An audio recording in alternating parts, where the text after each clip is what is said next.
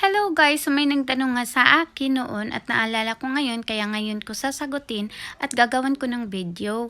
So for today's video guys, sasagutin ko na kung saan ba talaga yung gusto kong manirahan sa Pinas o sa Korea. Kung papiliin ako guys, mahirapan talaga ako mag-decision kasi nga nandito yung anak ko nag-aaral at nagtatrabaho kami dito. Hindi ganun kadali sa amin mag-decision kasi nga lalo na ngayon mahal na yung mga bilihin dyan sa Pinas at lalo na kapag nandun na kami at wala pa kaming source of income doon.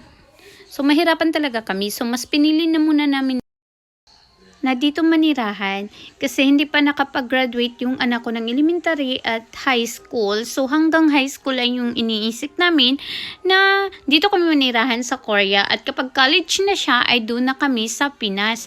So kailangan na namin mag-ipon. Simula ngayon nag-iipon na kami para sa pagka-college ng anak ko at kailangan nandun din kami sa Pinas kasama niya at hindi lang siya nag-iisa doon kasi alam namin na mahirap kapag maghiwalay kaming tatlo at yun na nga matanda na yung asawa ko, gusto na talaga niya sa Pinas manirahan pero kailangan pa namin i-stable yung life namin doon bago kami mag-decision kasi dito naman sa Korea hindi kami nagka-problema ng pera kahit papaano kasi nga every month may income kami dito lagi.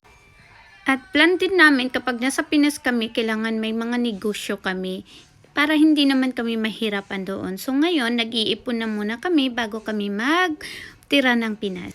So yun lang guys. So nasagot ko na yung mga katanungan ninyo at kung may maitatanong pa kayo, mag-comment lang kayo dito sa comment section natin at kung hindi ka pa nakapag-subscribe sa ating YouTube channel, paki-subscribe naman guys and click the notifications for your updated to my new video. Bye!